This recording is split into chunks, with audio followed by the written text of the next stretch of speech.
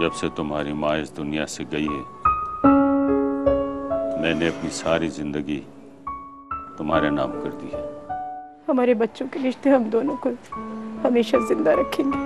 मैं समझता हूँ शायद ये भी मोहब्बत है। आपने मेरे यकीन और भरोसे को मिट्टी में मिला के रख दिया। मुझे तो शर्म आती है तुम्हें अपना बेटा कहते। वो औलाद जिसे हमने पाला पोसा, अकल और शऊर दिया, आज हमें शऊर देते फिरते।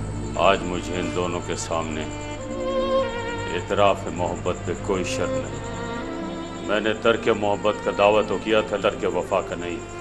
मेरा बेटा धोखा दे रहा है तुम लोगों को।